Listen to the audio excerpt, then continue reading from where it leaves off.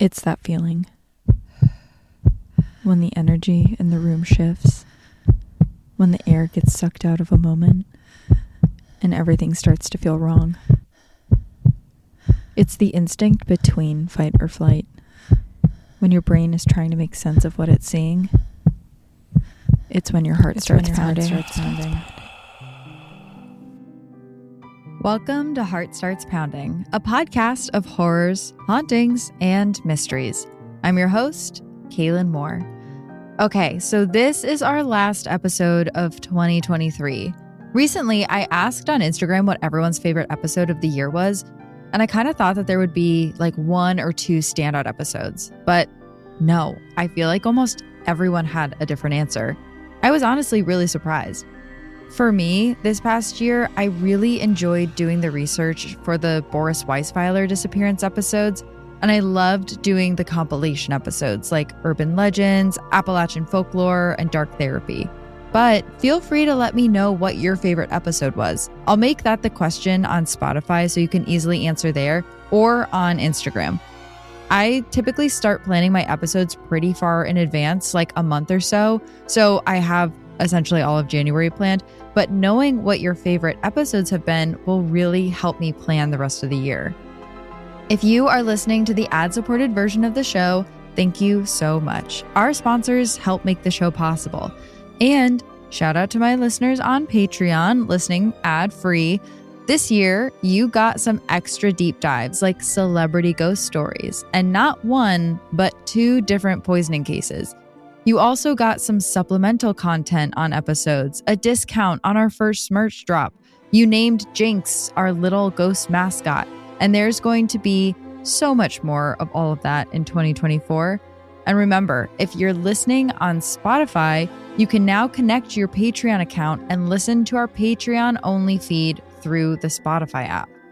I know that this is the last episode of the year, but if you want more content, I'm putting out a Patreon episode this month on hauntings in Galveston, Texas, the location of the deadliest natural disaster in American history.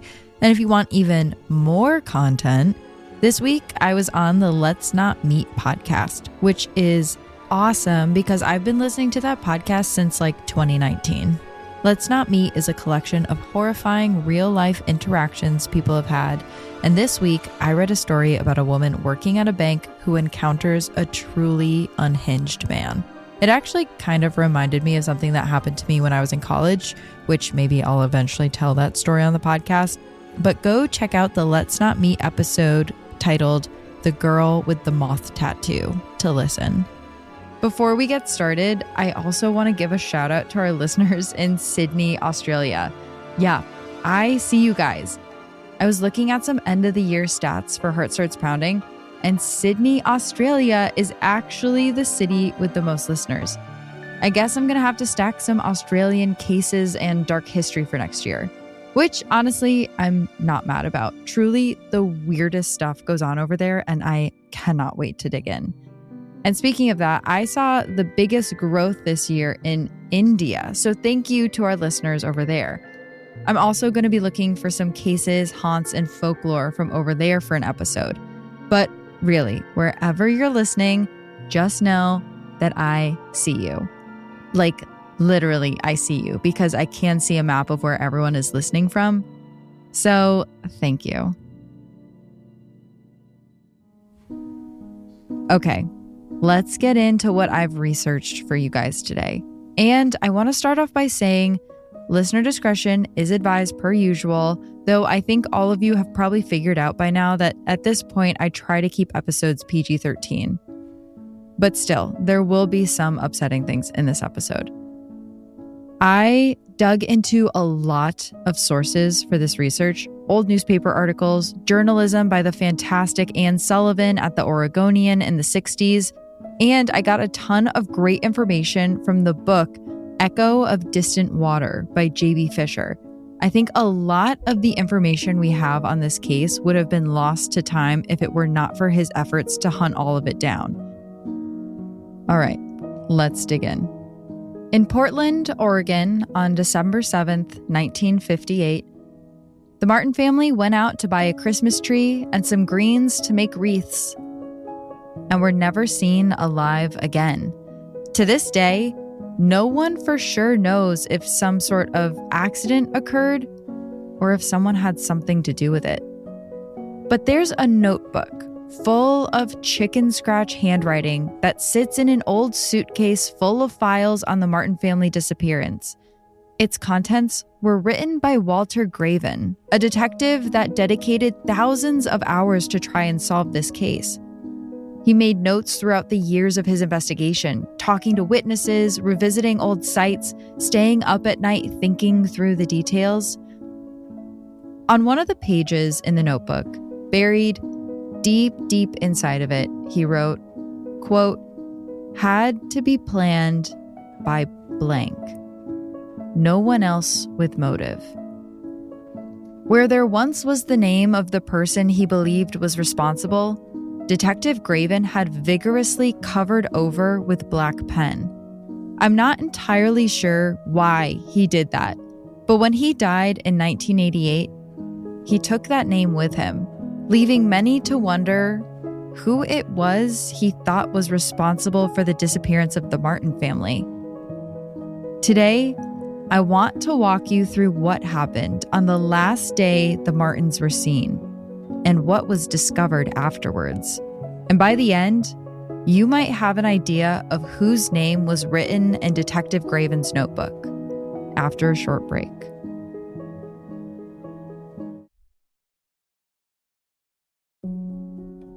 Our story starts at 9:30 p.m. on December 8th, 1958.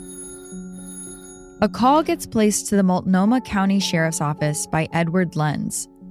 He's concerned about his friend Ken Martin and his young family. He tells the police that yesterday, the family went out to buy a Christmas tree in the Larch Mountain area, about 30 miles east of Portland, and no one has seen them since. Ken's boss said that Ken never made it to work today. Ken's sister, Charlotte Dorsey, was a second-grade teacher, and that morning, she had gotten a call that all 3 of Ken's daughters didn't make it to school that day. She wasn't concerned at first, but by that night, when she hadn't heard anything from her brother or anyone who knew where he was, she called Edward, who then called it in. So the police get in touch with Charlotte, and together they go over to her brother's house to see if the family is there. What they see inside is concerning. There was thawed meat on the counter, dishes in the sink. The heater downstairs was still on, but there was no sign of the Martins anywhere. It was obvious that the family had intended on coming back home the previous day. After seeing all this, the police launch an official investigation, and what I'm about to tell you is a timeline that they were able to piece together. Sunday, December 7th, 1958, in the Pacific Northwest city of Portland, Oregon. That day, the Martin family packed up their family station wagon, a white and red Ford Country sedan, to go pick up some Christmas greens to decorate their home. The family consisted of Ken Martin, 54 years old, his wife Barbara, who was 48, and their 3 children, Barbara, or Barbie, 14, Virginia, 13, and Susan, 11. That morning, they had some extended family over, and typically they all did a big family dinner together Sunday nights. But that night, Ken Martin told the rest of their family that they wouldn't be able to make dinner. Their shopping trip east on Highway 84 was probably going to take up the rest of their day. Around 1:30 or 2 p.m., neighbors were called seeing the family get into their station wagon and drive off. So, with this information, Oregon State Police start searching the Larch Mountain area, but Multnomah County Police get a tip that the family typically looked for Christmas greens 40 miles east of Larch Mountain, just south of Mosier, Oregon. This hinders part of the investigation. The Multnomah County Police try to contact the Oregon State Police and tell them about the new area they need to search, but that message never made it through. On December 9th, 2 days after the Martins went missing, the search is still taking place in Larch Mountain. But about 2 weeks after the family's disappearance, a letter arrives at their house. Ken's sister is there to collect the mail, and she finds a receipt. See, back then, receipts were sometimes mailed to you after a purchase, and this receipt was for 5 gallons of gas at a gas station in Cascade Locks, 20 miles east of Larch Mountain, on the way towards Mosier.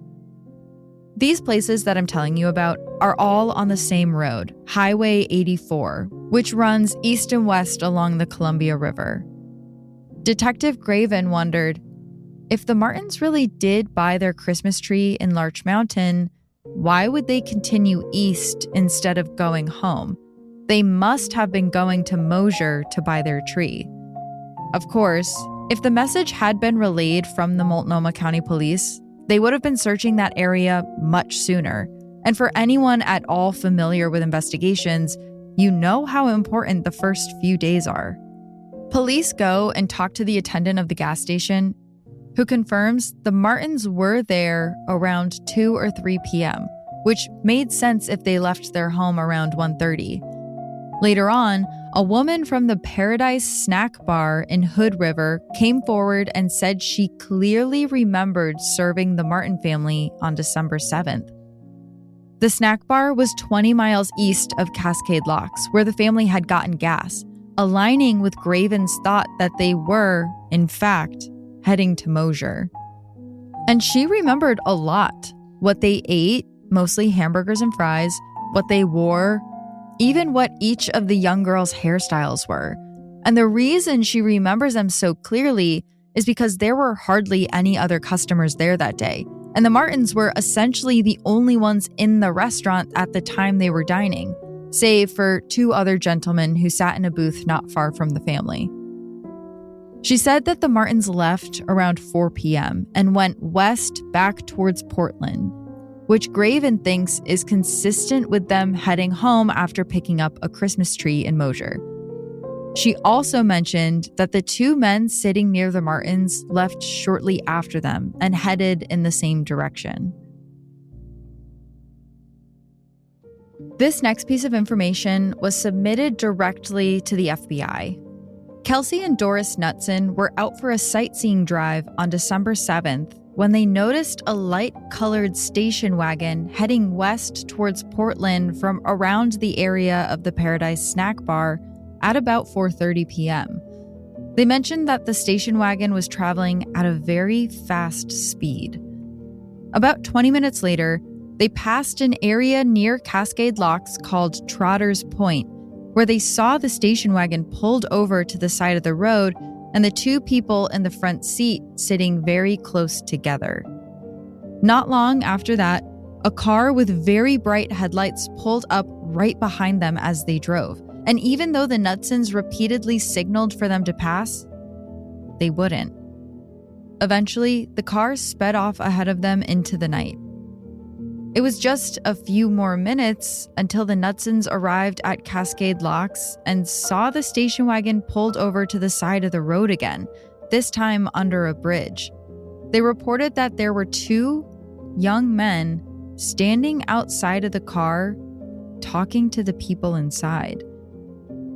But Kelsey and Doris continued west towards Portland, and they didn't see the cars again afterwards. Other people had seen the 2 cars next to each other as well. 2 fishermen reported seeing a light-colored station wagon with a Christmas tree in the back and a darker-colored car sitting beside it under the bridge.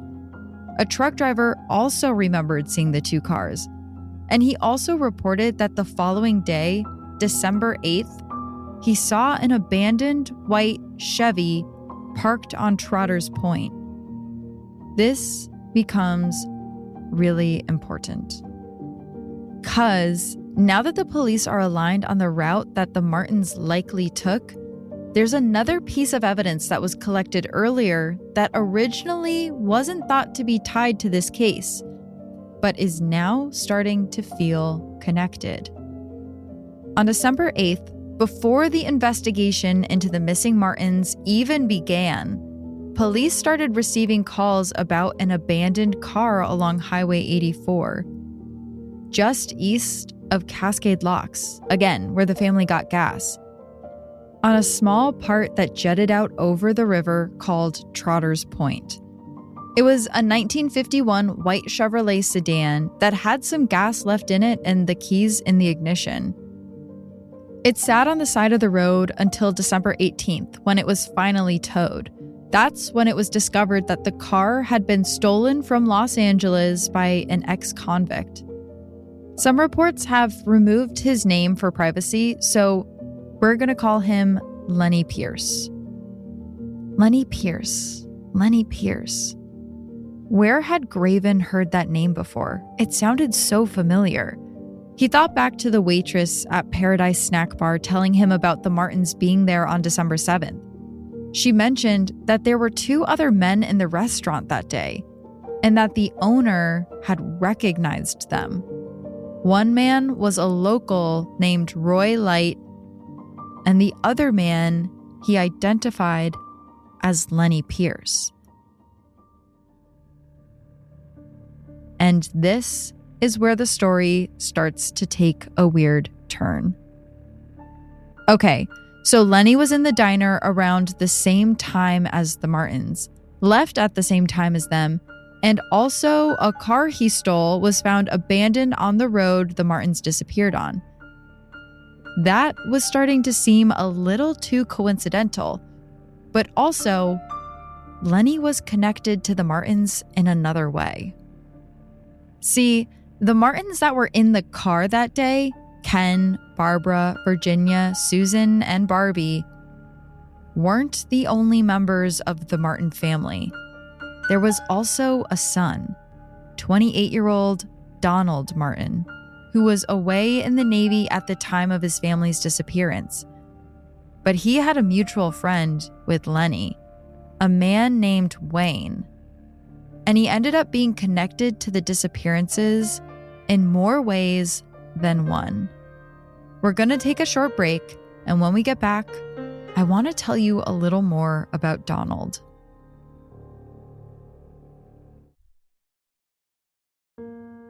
Donald Martin was the oldest child of Ken and Barbara Martin, and he seemed to be the black sheep of the family. In 1958, he was stationed in New York and serving in the Navy. His parents had originally sent him to Connecticut to go to a Christian school, but he opted to join the military instead. The reason his parents wanted him to go to the Christian school? Well, they had recently discovered that Donald was gay, and they were not very supportive. His parents seemed to not be happy with the way his life was panning out in general. 4 years prior to his family disappearing, Donald had worked with his friend Wayne at Frank and Meyer, a department store in Portland, where he was accused of stealing $2,000 worth of merchandise. That's over $20,000 today.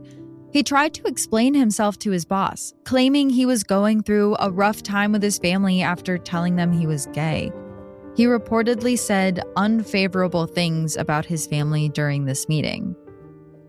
Among the merchandise that Donald was accused of stealing was a .38 caliber Colt Commander pistol. It was never returned to the store. Wayne said he knew about Donald's sexuality, but kept it private from the rest of the Martins, who he would often stay with, admitting to police it wasn't his business to out his friend. Wayne was a physical education teacher in Portland, and through that job, he became acquainted with Lenny. It seemed like he had a loose connection to Lenny, but it was still a connection. Police at this point have reached out to Donald to tell him what happened and see if he has any insight, but he doesn't have anything for them that could be of any use.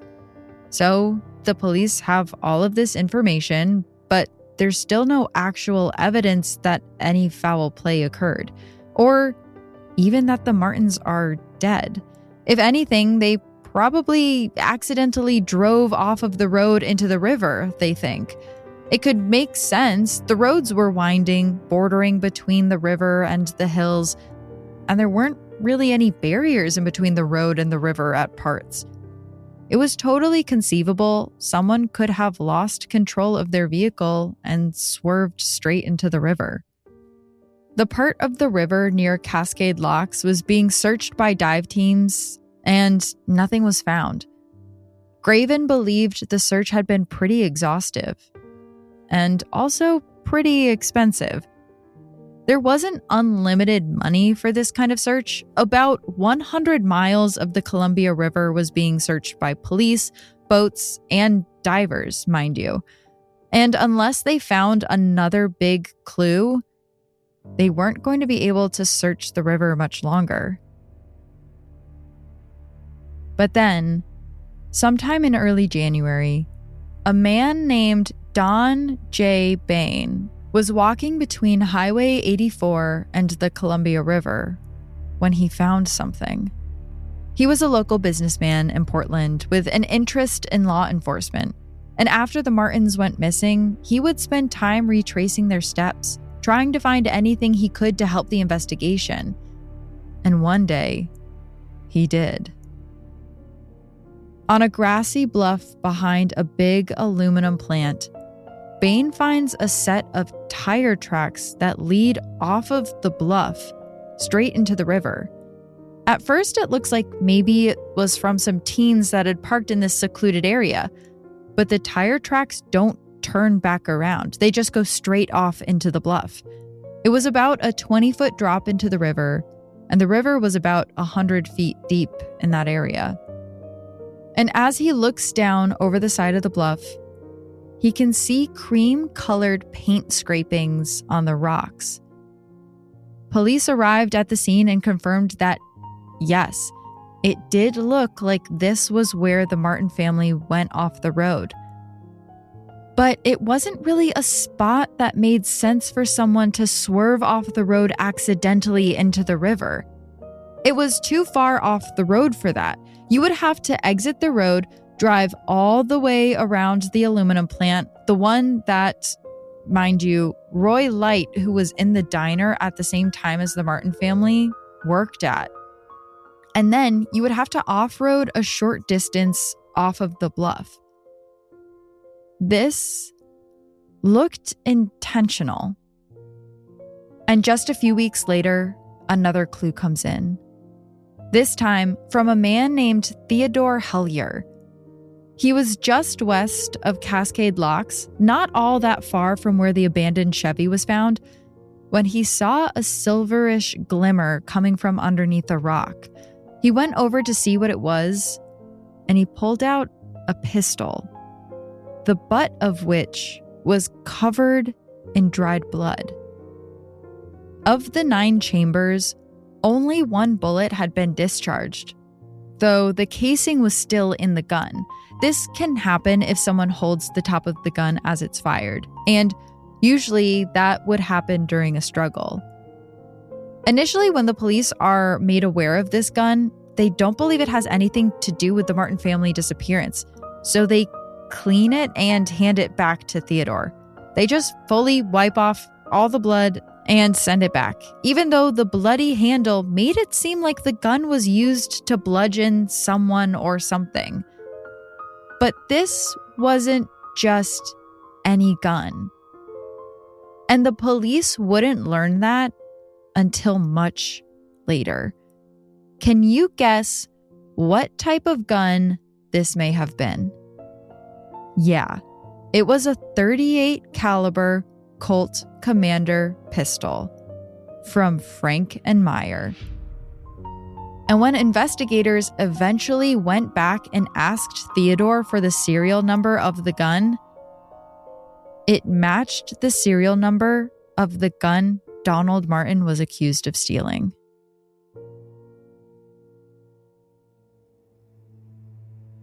If you're wondering what Donald Martin was doing at this time, the answer was not much. He didn't return to Oregon to aid in the search for his family. When asked, he said it was because his aunt was telling him not to. But when his aunt was questioned, she said she encouraged him to go back to Oregon and found it strange that he wouldn't return. At this point, Detective Graven is starting to get a deep and dark feeling that this is not just a missing persons case. It's maybe a murder. But when he talks to other cops about his feelings, he is totally brushed off. They just don't think the Martins were killed. It was an accident, plain and simple. So Graven doesn't get many resources to investigate much further. And for a while, there's not much movement in the case. By May 1st of 1959, the cold winter months had been shed.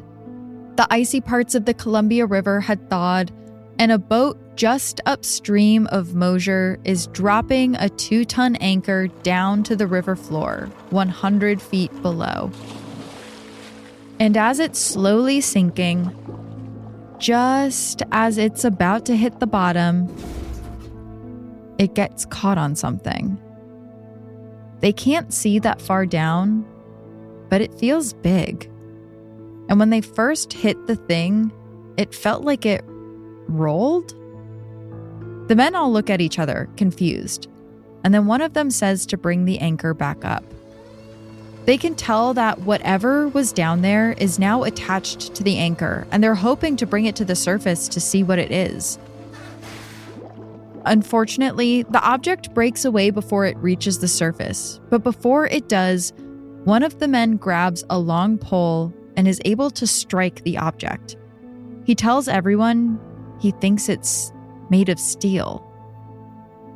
The men don't know it, but they are nearly in the exact same spot as the tire tracks that went off the side of the bluff. They haven't heard of the Martin family disappearance, but they all agree that what they found might have been a car. However, they don't call it into police. Like I said, they don't know that there is an investigation happening. It's not until 2 days later that they realize what they found could be really important. The next morning, May 2nd, around 6 a.m., a fisherman 40 miles downstream of where the boat was sees something in the water. Moving at about 3 to 5 miles an hour with the flow of the river are what looks like 2 small bodies. On Sunday, May 3rd, a little before noon, the body of Susan Martin was found near Cascade Locks. And then around noon the next day, May 4th, Virginia's body was found at Bonneville Dam, further upriver. If the anchor really did strike the car, there's a chance that they damaged a window enough for the 2 smallest bodies in the car to become released. And this was confirmation that, yes, the Martins did end up in the Columbia River. And now that medical examiners had the bodies of the 2 youngest, maybe we would get some answers as to what happened. Both girls were pretty well preserved, probably because it was so cold at the bottom of the river. The medical examiner was able to confirm that the girls ate fries and burgers within 2 hours of their deaths, which matched with everything the witnesses had told them. The coroner officially wrote their cause of death as drowning. But an earlier report written by a police officer had some observations that made it seem like it was something much more sinister.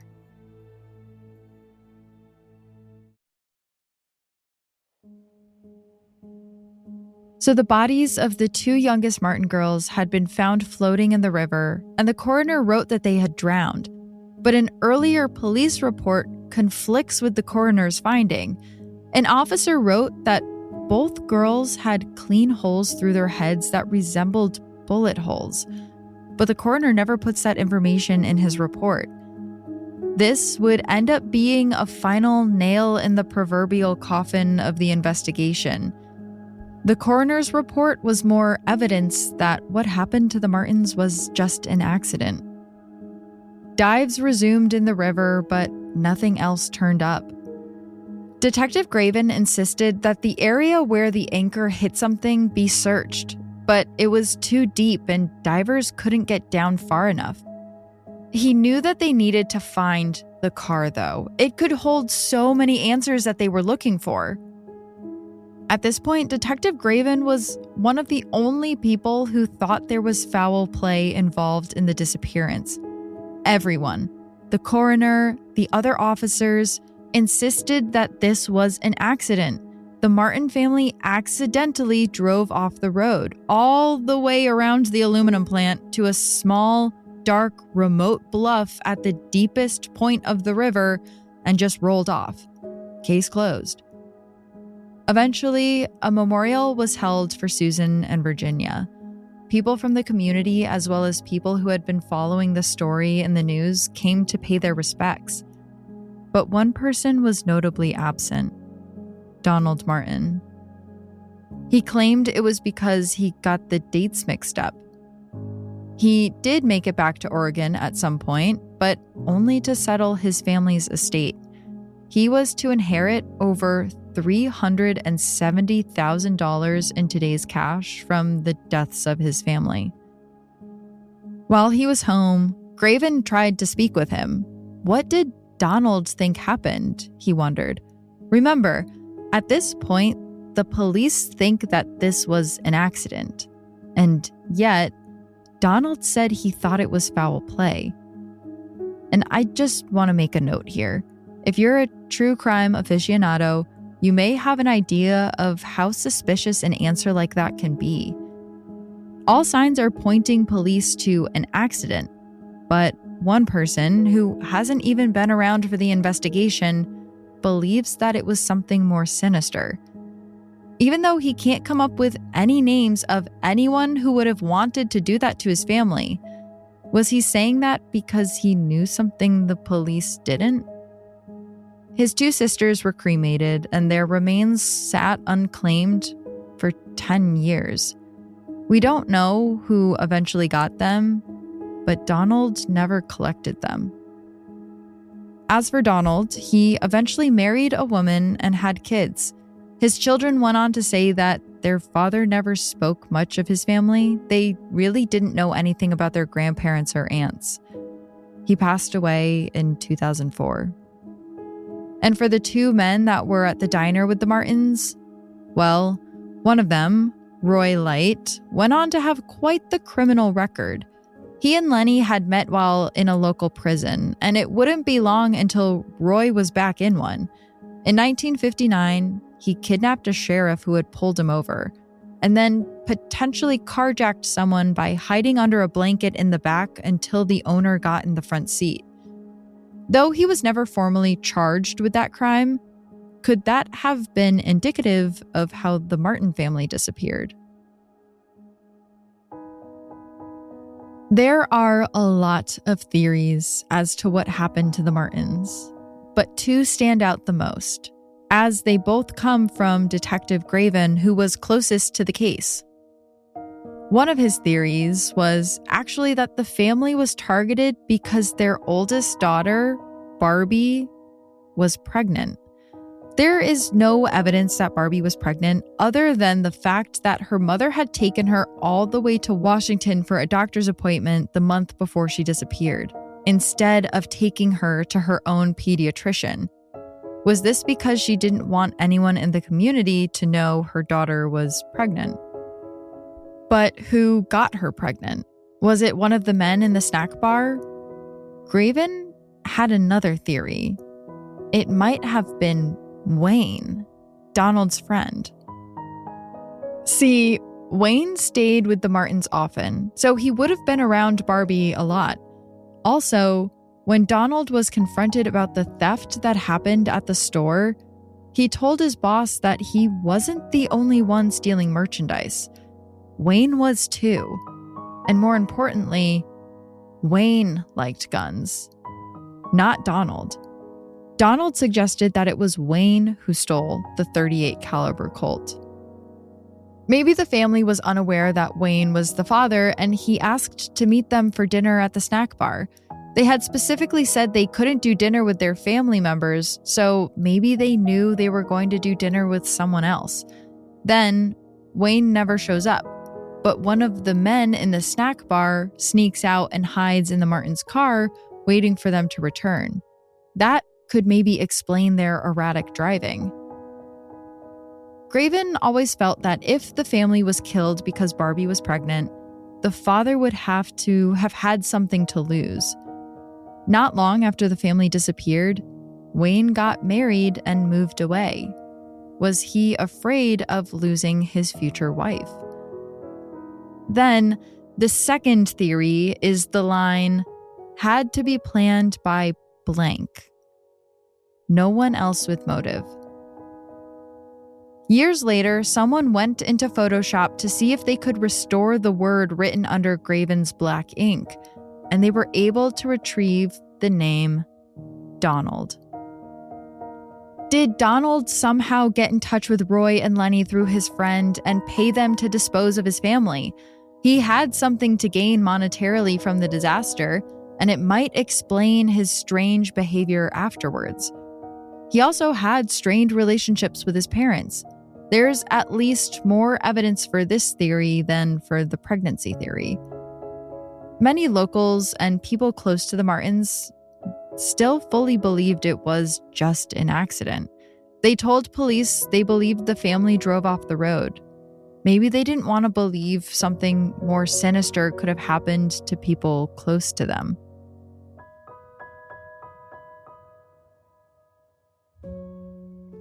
Probably the strangest piece of evidence to come out of all of this was what happened the morning after December 7th when the Martins went off the bluff.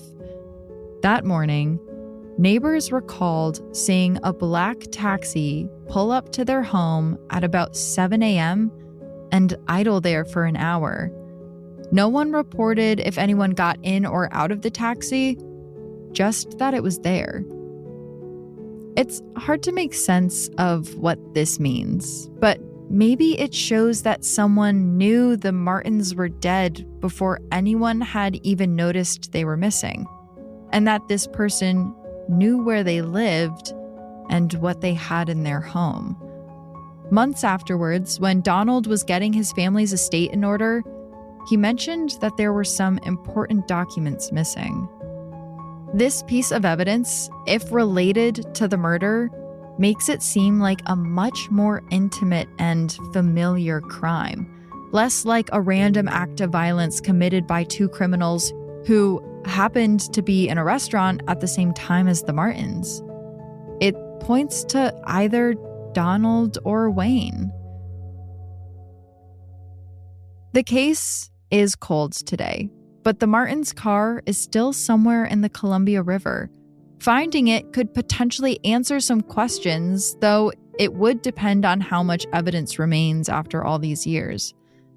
Many people in this case have passed away, but Lenny may still be alive. I wasn't able to find his obituary, though he would be quite old today. But still, it's never too late to get some answers. This has been the final episode of the year for Heart Starts Pounding. Thank you all for listening this year. I've loved making these episodes, and I'm so excited for what next year brings. Have a wonderful holiday season, and I will see you in 2024. Heart Starts Pounding is written and produced by me, Kaylin Moore. Sound design and mix by Peachtree Sound. Special thanks to Travis Dunlap, Grayson Jernigan, the team at WME, and Ben Jaffe. Have a heart-pounding story or a case request? Check out heartstartspounding.com. Until next year, stay curious. Woo!